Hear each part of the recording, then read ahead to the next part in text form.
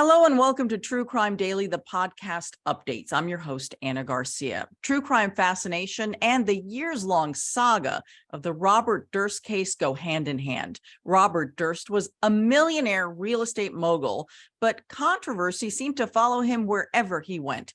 His wife, Kathie, disappeared in 1982, and she was never seen from or heard from again. 18 years later, in the year 2000, he shot and killed his close friend, Susan Berman. The next year, he allegedly gunned down his neighbor in Galveston, Texas. He remained on the run for several years until his ruse came to an end in 2015, when he admitted while on a hot mic for a docuseries called The Jinx that he committed a murder. He was arrested in New Orleans in 2015 and charged with Susan Berman's death. He went to trial in Los Angeles in May of 2021, though the trial faced delay after delay. He was finally convicted in September of 2021 of first-degree murder and later sentenced to life in prison without parole. In January of 2022, just a few months after his conviction and sentencing, Durst died after going into cardiac arrest. Let's look back at the episode where Allison Treasel and I discuss Durst's case and his sentencing. Millionaire real estate heir from New York, Robert Durst. You probably all have heard the name. If you haven't, we're going to give you a summary here. He has been convicted of murder by a jury in Los Angeles and sentenced to life in prison, but he's currently in a Los Angeles hospital fighting for his life. He has COVID and he is on a ventilator. I call this case When Justice Meets Karma. Because this guy has gotten away with so much, Allison, in his life because he is privileged, because his family is powerful and has a lot of money. It's extraordinary what he's gotten away with. So I just going to give everyone a little bit of a headline here and then we can get into it. So many of you have probably heard of Robert Durst, okay, because he's bizarre. All of his actions are very weird. He is the heir to this big real estate empire from New York, and he has been suspected or somehow connected to 3 deaths or murders. He was featured in that HBO documentary, which is just amazing. If you haven't seen it, you have to see it and watch it several times. It's called The Jinx. And in this documentary, the producers actually uncovered so much evidence that led to the murder charges being filed here in Los Angeles. Okay? So that says a lot about the justice system. I mean, I think what they've done is extraordinary, but really it takes documentary producers to kind of like light a fire under prosecutors. They found crucial evidence. Yeah, I mean, but once the prosecutors, and I have to say this about John Lewin, because he was the prosecutor in this case, and he is the head of the cold case unit in LA County, and I actually had a very serious case with him. Once he got a hold of this case, though, Anna, yes, there was no you're right. stopping him. There was no stopping him. Yeah. So Durst, who is now 78 years old, has finally been convicted of murder. On September 17th, just after 7 hours of deliberation, the jury found him guilty of first-degree murder for killing his best friend, who was a writer and a screenwriter, Susan Berman. She was murdered in December of 2000, right before Christmas. And Robert Durst and Susan Berman had been friends since they went to graduate school at UCLA. Now, prosecutors said that it was Durst who shot her in the back of the head to keep her from revealing secrets that she may have had about his possible connection to the disappearance of his wife, Kathie, back in 1982. And what is interesting about the court case in Los Angeles is that prosecutors actually got the permission from the judge, and it was not easy, to bring in the 2 previous cases that Durst is associated with in order to paint a total picture as to the motivation as to why Robert Durst would want his best friend dead. Well, the thing is, it was very, very interconnected. So for the most part, certainly for the murder in Galveston, Texas, where he dismembered the person, Before you talk, but because there was an acquittal, that wouldn't come in, right? Because there was an acquittal, and then the other case, it's an investigation. So if it was a conviction and he's testifying, makes sense that it comes in. But and we will continue with the narrative, but it is so important to focus that the prosecutors argued that the reason he killed Susan, the motivation behind the murder, because jurors want to know, why did this happen? Was because Susan Berman knew too much, and they had just reopened the investigation in New York. So I'm not going to take us on a tangent yet, but it's so important, right? It's so important to understand that Susan Berman's death was directly related to the cover-up of Kathie Durst. Correct. And when you mentioned the case in Galveston, because the Robert Durst case is really hard to follow, let's go all the way back to the beginning, Kathie Durst. So Kathie and Robert Durst are married. He's obviously very, very wealthy. She's attending medical school in New York, and she's about 9 years younger than he is. And they have a penthouse in Manhattan, and they have a country home, a cottage on a lake in Westchester County, New York. So on the day of her disappearance, allegedly, and this is all based on what Robert Durst said, he said that he drove his wife to the train station in Westchester. She was going to take the train into the city, go to their fancy New York apartment, and then, she was going to go to medical school because they split their time. All right, and let me add a little color to that. Everybody who was interviewed at the time said that this was not a perfect marriage, that Robert Durst was controlling, and that they had actually attended a holiday party immediately prior, and they were fighting. And so you start with, this was not a picture perfect marriage. She felt controlled. Other people witnessed these verbal altercations. And so when someone goes missing and, when there's smoke, who is the most likely suspect? Absolutely. We always look at the last person to have seen the person alive, and also close relatives' relationships, usually the significant other. What's interesting here, though, is Robert Durst is the one who reported her missing to the NYPD, but it took several days for him to report her missing. Right. In that time, when he walks into, and it's interesting, he didn't go to the Westchester Police Department, the state troopers, right? He went to the NYPD. Where is his family most powerful? Oh, Manhattan. Well, and also I've thought about this so many times over the years, Anna. Also, if the body is out in Westchester and you're reporting it in New York City, you're already leading the police on a wild goose chase. Absolutely. But the thing is, no one really knew that at the time, because Kathie had apparently already contacted an attorney about a divorce, that the divorce attorney allegedly had contact with Robert Durst already about a settlement. So no, things were not going well, but that's not the picture that he presented to the police.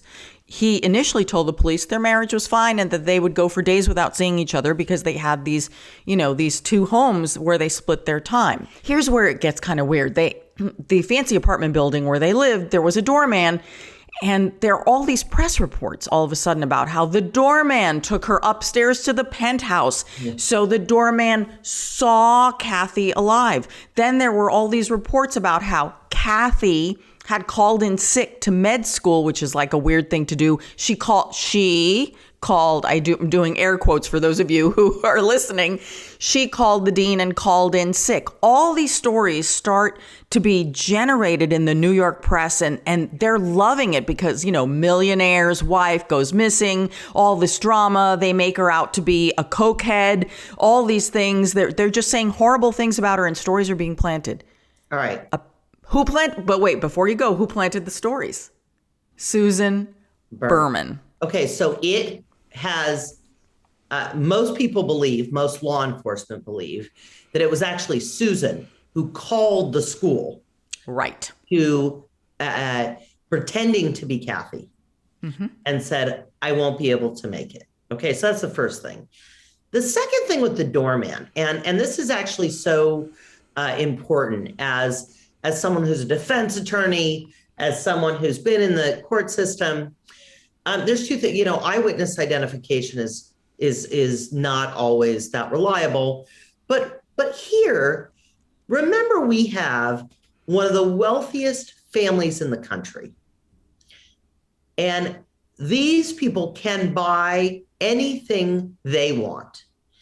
And I don't know exactly if this happened, but I would have taken the doorman story and really thoroughly analyzed it, because it's very possible that Robert Durst got to be doorman, right? I mean, that's something that we all have to consider.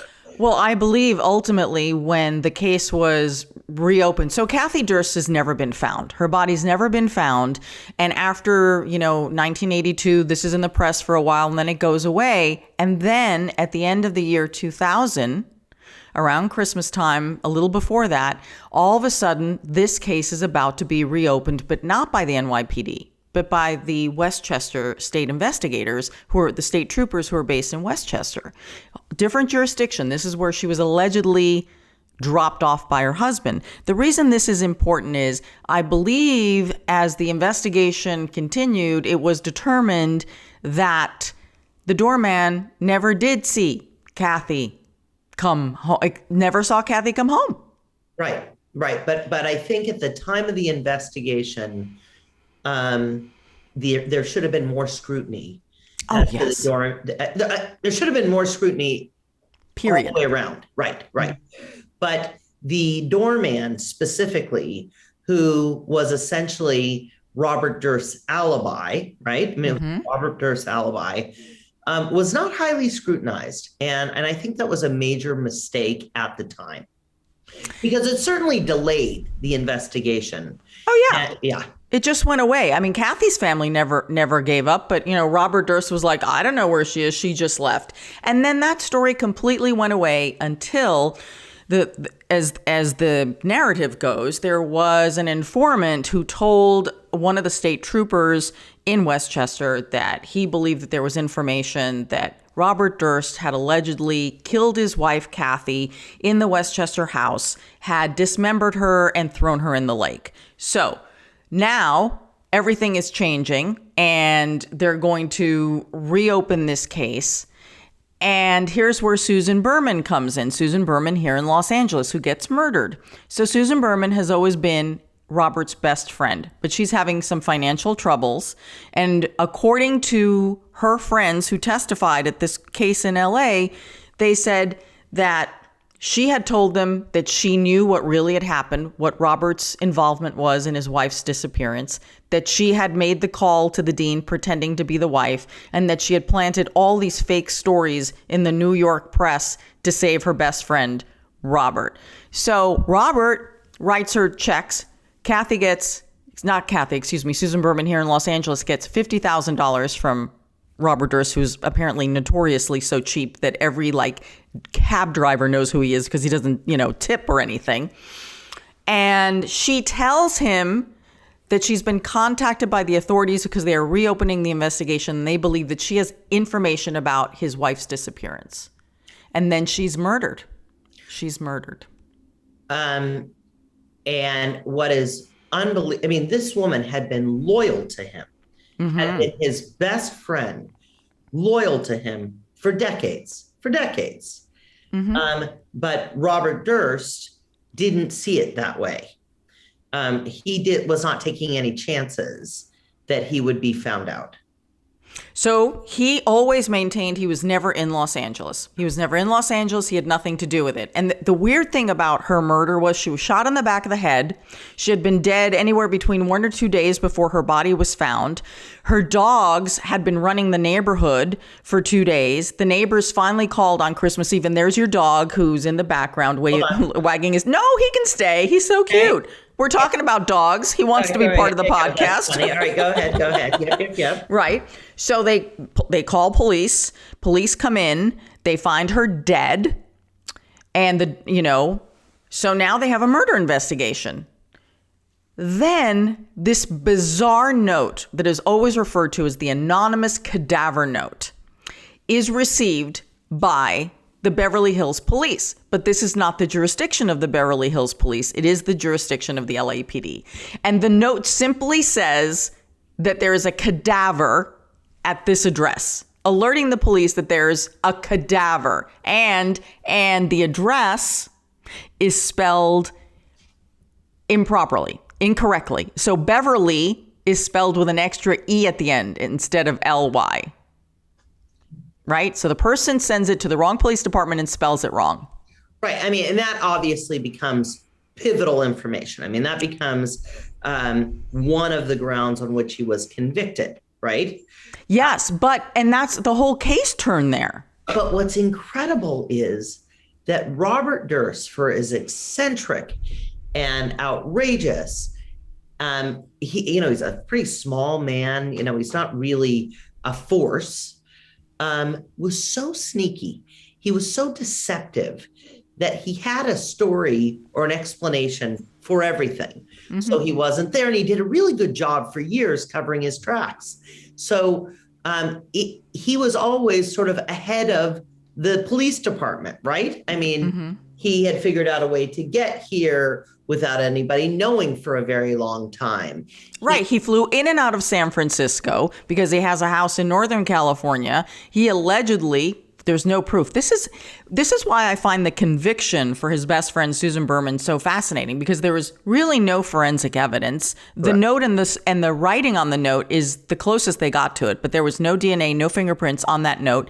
His DNA, any forensic evidence, the murder weapon, never found. He was never physically placed in Los Angeles, ever. No witnesses, nothing. Correct. So the theory that prosecutors have is that he stealthily drove from the San Francisco area to LA, killed her, and drove back up, and then flew back. So all they had were airline receipts for flying in and out of San Francisco around the time of her death. That's right. I mean, so when you talk about premeditated, right? I mean, when you talk about premeditated, there we are. But what I also have found so fascinating through just, all of these years, his arrogance is what finally got him. I mean, it really is what got him, because his lawyers begged him not to do the Jinx, begged him not to do it. And ultimately, but it was his idea. It was his idea. He contacted the makers of a film who had made, this fictitious film based loosely on his life and, and his story. And Robert Durst himself contacts the filmmakers and says, you know what? People have always wanted to interview me, and I've never said yes. But I would like you to interview me. And that's how the Jinx started.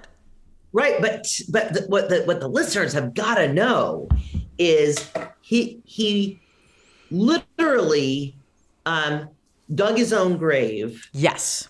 When he walks into the bathroom that day. So, okay, yes, because he makes what appears to be a confession. The microphone is on. He's in the bathroom.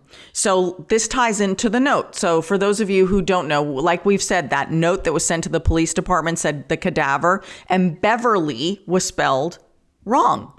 Okay. The producers of the Jinx, right before Robert Durst makes this alleged confession, had gotten copies of a letter that he had sent to Susan Berman, right? Okay, Susan's long gone. Everybody's dead already. And they match the envelope that he wrote to Susan Berman, misspelled Beverly in exactly the same way as in the cadaver note. Same writing. Same writing, same handwriting, misspells it exactly the same way, shows it to Robert Durst and says, is this you? And he's like, no, it's not me, but whoever wrote that probably is the killer. Oh, hello. Yes. And okay, so that's very important, because then he goes into the bathroom and he says, of course I did it. I did it. I killed them all. Of course, I killed them all. And so now you're left thinking with, like, Jesus Christ, did he kill everybody? And after the airing of the Jinx, the release of the Jinx, LA prosecutors say, that's it. We're going after him because we actually have him. And in the trial in Los Angeles, the jury actually had to not only watch all of the Jinx, but they also listened to the unedited interviews of Robert Durst incriminating himself. So this is where it's important to understand the legal analysis behind it, okay? Because his lawyers said two things. They said the recording shouldn't come in because it's not a fair representation of what actually happened. So the judge said, okay, then they'll listen to it all. They'll listen to that recording. So if it was taken out of context in the show, we want the jury to hear all of it, which is normally what happens. You don't get to hear an edited version of a phone call or of a statement. You listen to the entire thing. But what also was a very interesting maneuver that ultimately failed the defense is this idea of a consensual recording, okay? In the state of California, Anna, you cannot record me without my consent. You cannot do it. However, this was not law enforcement. So we take the whole level of you have certain protections when it comes to law enforcement about recordings and Miranda and all of that stuff. So there's no issue on a ordinary citizen, or in this case, a filmmaker, asking those questions, because you don't have to Mirandize somebody before they speak, right? I mean, I can say to you, Anna, did you kill the person? And you said, yeah, Allison, I did. Well, that comes in, right? It comes in. If I was a police officer, maybe I had to explain your rights against self-incrimination, but not as a friend, you don't have that right. So the level of it being a consensual recording, when he goes into the bathroom, he knows he's wearing a microphone. He knows he's being recorded. He knows that this show is happening. So any effort they made to throw that out, the judge said, your client voluntarily consented to this. And as you said, he said he wanted it. This was his idea. Yes. So don't come back now and say you don't like portions of it. It doesn't work that way. Well, his attorneys tried constantly to get a mistrial because of his failing health. And as we said, Robert Durst is currently in a hospital right now on a ventilator. And honestly, I'm not sure if he's going to make it. He is a stubborn son of a bitch. So if anyone is going to survive, it's going to be this man. Remember before, I don't know if the listeners have followed it that closely, but after the Jinx, the prosecutor flies to New Orleans because he's held in custody, because when they actually get the warrant and go to execute the warrant, he's got weapons galore. He's got disguises. He has cash. And so he actually gets charged and gets sentenced in Louisiana to serve time on the weapons charge before they'll bring him to LA. Unbelievable what this man has gotten away with. So let's get back to the letter, right? Because this is very important. Remember, there's been no forensic evidence for Kathie Berman's murder case. So, and remember, he has denied the entire time he was in LA, and he has denied on camera and constantly to prosecutors. In fact, in New Orleans, when the LA prosecutor flew out there, again, they showed him the letter. He denies it, denies. Finally, we're getting ready to go to trial. And remember, this case, his murder case here in LA, was delayed for something like, 14 months because of COVID. It started and then it stopped and then it started again. So this is like the longest trial ever. So something happens where the defense completely changes their story. This to me is the most incredible thing. All of a sudden, the defense comes up with this out of the playbook. They say, you know what? Robert Durst was in the apartment with Susan Berman. He found her and wrote the note.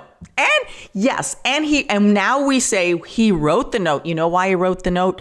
Because he wanted to make sure that someone found her body, because that's his best friend, and he didn't want anything worse to happen to poor Kathie. To Susan. So when he gets there, she's already dead. That's his new story. Right. And that he wrote the letter because he tried to call the police from a phone booth. Okay. Can you believe this? Says he tried to call, but the 911 operator asked for his name. He didn't want to give it. Then he says, and then he realized they could recognize my voice. Please, he's such a liar. So that's why he writes the letter to the police. So he actually expects a jury in Los Angeles to believe, after all these years of lying, that he actually did see her body, and rather than calling the police, writes this stupid cadaver letter. Really? So I have two thoughts. One is this. While it shocks a lot of people what a defense people will put up.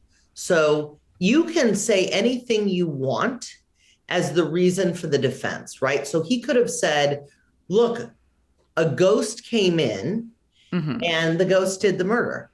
That would be more probable than this. But you can. I mean, so whatever you've said prior to that, if you've denied it, you've denied it. I was denied I was there. All bets are off when you get to trial because those were just merely negotiations, right? Except for his statement that he gave. That comes in, portions of that come in. And what was amazing is, and I want to get back to John Lewin. So John Lewin is the head of the cold case unit in Los Angeles. I actually had a case with him. My client was accused of beating her husband to death with a coffee mug. And they brought in John Lewin after many, many months where we kept saying she didn't do it. She did not do it. She's innocent of these charges. And John gave it such a thorough look-see. I mean, went through every detail and ultimately dismissed the case. He has a lot of power because they know that he will stop at nothing if he believes someone is guilty to make sure that they're convicted. Okay. So what he did with Durst on the witness stand, and Durst was on the witness stand, I think, for 9 days. I'm pretty sure it's a very long time. Durst is denying that he did the murder. He's denying it. And John Lewin said to him, sir, hypothetically, if you did it, you would sit up here and lie about it, wouldn't you? And Durst said, yes, I would. So he was able to say to the jury, he told you that even if he did it, he'd lie to you. Right? I mean, that was a very powerful moment because it made clear to the jury, which is who you are trying to convince, do not believe anything this man says. You can't. You really can't. It's very hard to believe anything. And also, anyone who may have watched it or will see clips of it, again, very, very frail. Some people wondered whether he was pretending to be more frail than he was, but he had hearing aids. He had an iPad next to him. So all the questions that were actually asked of him verbally came up on the iPad so he could read it. His testimony really was very slow going because his voice is weak and he speaks very slowly, very differently than the man you will see in the previous trial or even in the Jinx. A very, very different man, very ill. So now I want to talk a little bit about Morris Black. So we have the case here in Los Angeles, right? This is Susan Berman, his best friend. So Morris Black in Galveston, Texas. How does this millionaire who's so privileged end up, in renting a little apartment in Galveston, Texas? Pretending to be a woman. Yes, pretending to be a mute woman unable to speak because, as he admitted, well, people would hear I have a deep voice, so I couldn't pull it off. So he just had a wig and he pretended to be a woman. He went under the name of Dorothy Siner. Dorothy Siner is a woman that he went to high school with. And he pretends to be this woman and rents this apartment and ultimately befriends the nosy neighbor next door, Morris Black. They're friends for a while, and ultimately Morris Black realizes this is a man, figures out who he is, the whole bit. Morris is asking for money.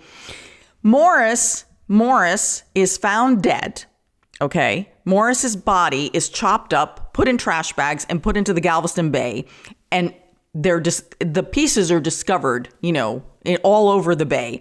And now police are trying to figure out in Galveston, Texas, who killed Morris Black and why. All they know is that there was a woman who lived across the hall and that there are blood stains that go from Morris's apartment to this woman's apartment.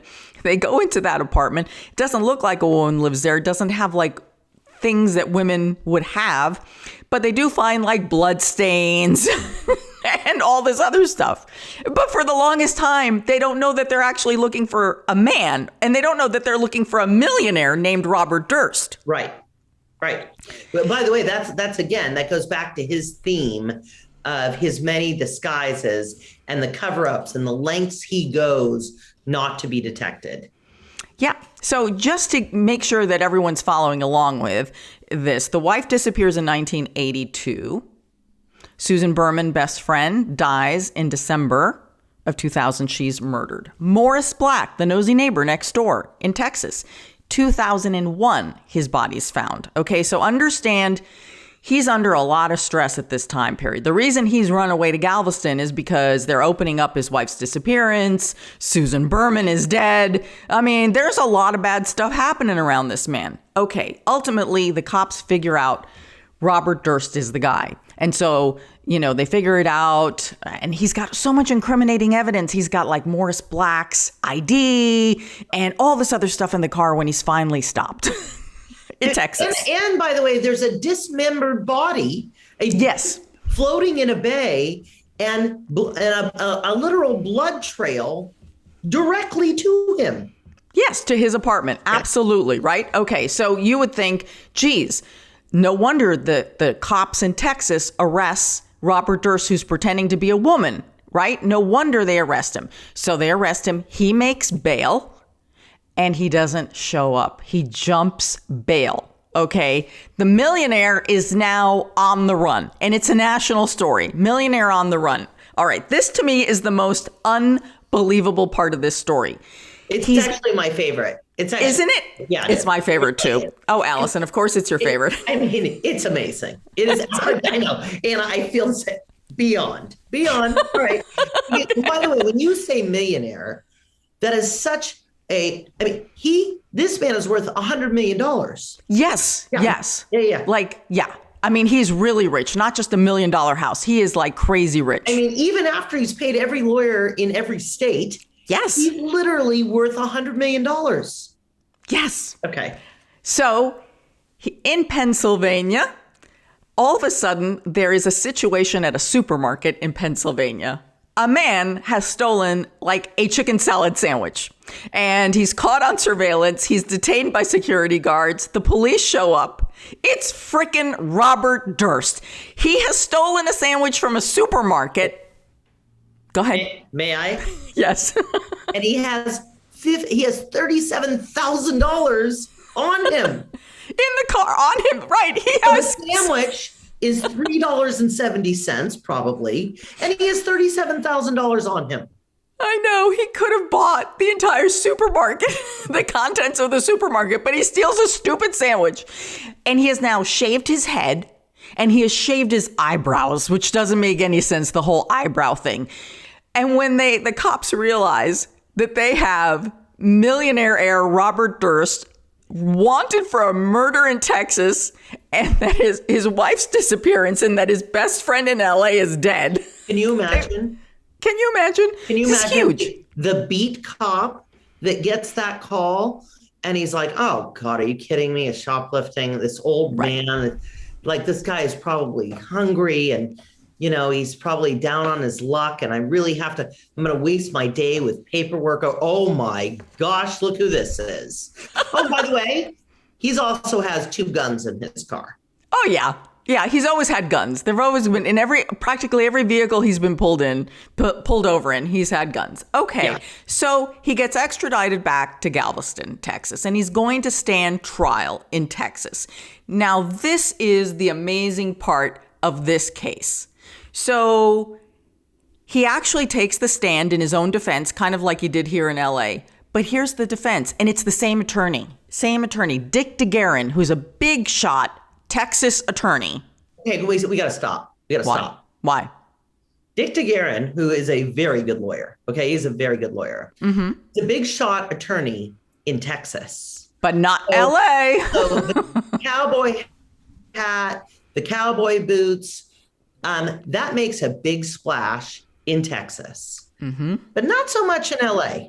Not the tactics and the way he presents himself to a Texas jury, it doesn't translate well to a Los Angeles jury. I mean, no, it does not. No, it does not. And, just because, unless you have defended OJ in Los Angeles or you've defended Michael Jackson, honestly, in an LA courtroom, you're nobody, because we have unbelievable cases here in LA, and it's a different way. Right. And also, I want to say, and I don't think it's true, by the way, I just don't think it's true. The case in Texas against Robert Durst was much stronger. Yes. So, I want to say, oh, well, he didn't have the evidence, that he didn't have the defense that he had in Texas here. But the evidence in Texas, Anna, was overwhelming. Yes, overwhelming. Absolutely. Absolutely overwhelming. And then, so the thing is, Dick DeGuerin, who's this big shot attorney from Texas, he decides with his team that this is going to be their defense. Robert Durst is going to say, well, his death was an accident. I didn't mean to kill Morris Black. He came at me. I shot him only in self-defense. The gun went off. So that was an accident. But yes, I dismembered his body because what else was I going to do? Look at me. I'm a millionaire heir on the run, suspected in my wife's disappearance. This was going to look bad. So I had to chop up the body and get rid of the evidence and run. This was the defense, and the jury bought it. Lapped it up. Oh, by the way, please understand, he did get convicted of one thing. What? Destroying body parts. Okay. No, I mean, what's amazing to me is Texas is not a place where you necessarily want to commit a crime. Okay. Mm-hmm. I mean, the laws are tough there. The sentences are tough there. But whatever mojo his attorney had cast some spell over that jury because they lapped it up. They truly believed that Robert Durst had to kill him in an act of self-defense, and that the self-defense argument fits squarely into the Texas law definition of self-defense, which I really don't even think it did.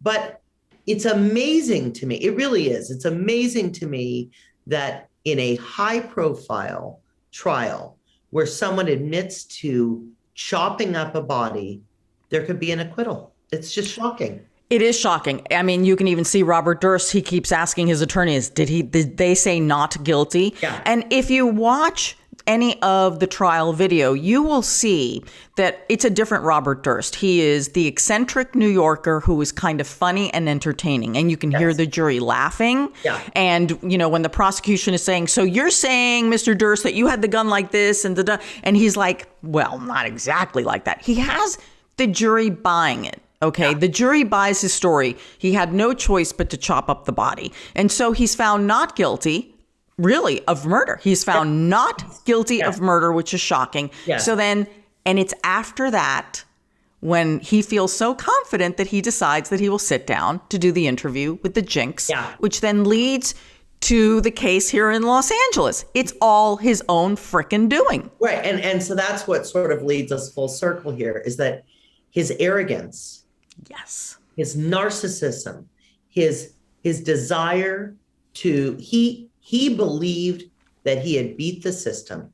He had beat the system, and he wanted the world to know that he's smarter than everybody else. Yep. And that is why he is in the inmate section of the county hospital on a ventilator.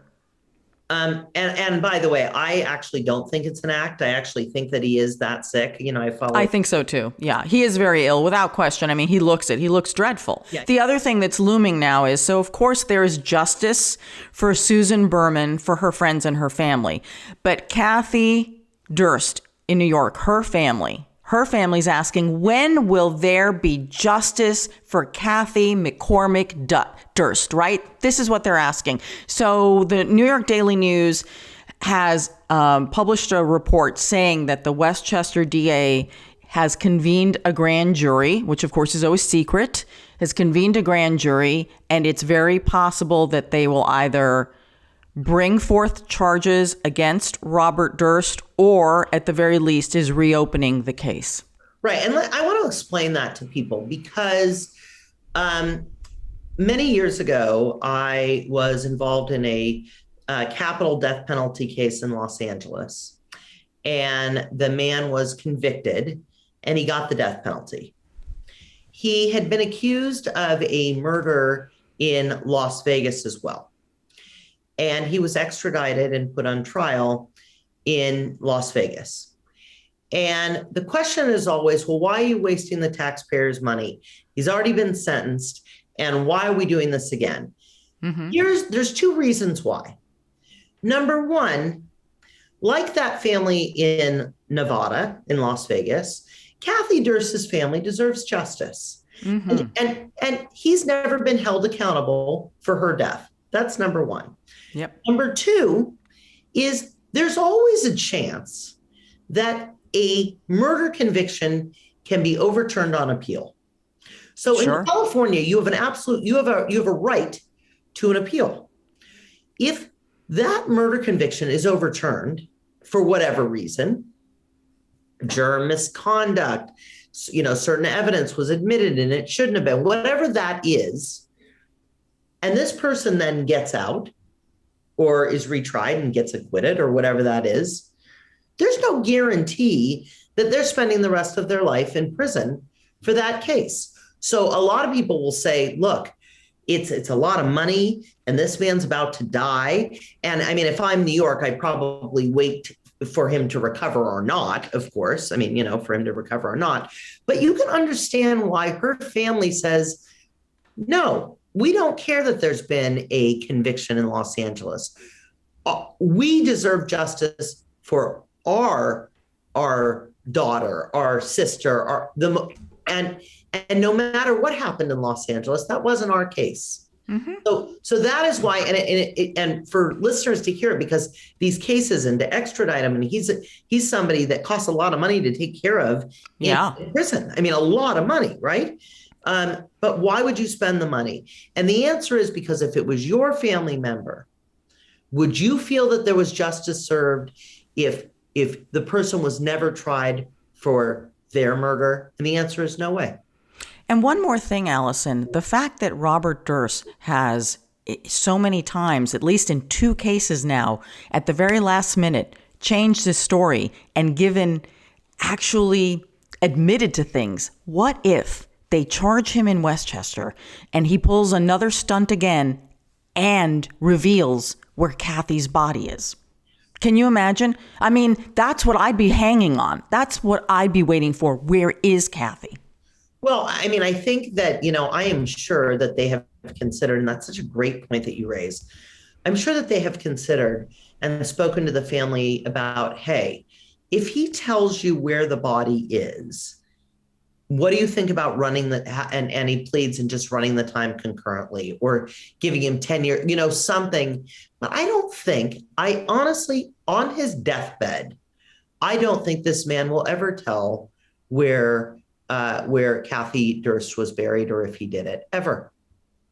I don't know. I think he's still got a couple of plays in him if they can get him well enough, Get him off the ventilator, you mean? Yeah, absolutely. You know what? I want him to go back to prison and I want him to do his sentence. Yep. Sure. I don't want him to get off in any way. Well, I mean, a lot of people feel that way. I mean, a lot of people feel that until you hear that word guilty and you hear them sentenced, there really is no justice for if they die in custody, you haven't felt as though there's some closure.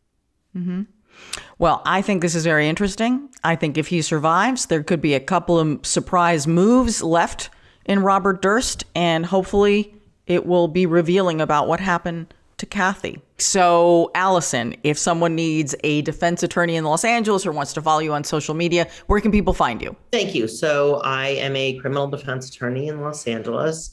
It is AllisonTreesalaw.com. I am the legal expert for KTLA, which is a local news station, and I am the legal expert for Access Hollywood. So please check out those clips, and if you need legal defense, please give me a call. Absolutely. And you can always find me at Anna G News, Anna with one N. You can catch up on all of our episodes of the podcast, either audio or YouTube. Wherever you get your podcasts, you'll find us. Check out our YouTube channel, subscribe. Also, subscribe to our newsletter at truecrimedaily.com. Until next week, I am your host, Anna Garcia. And as we always say, don't do crime.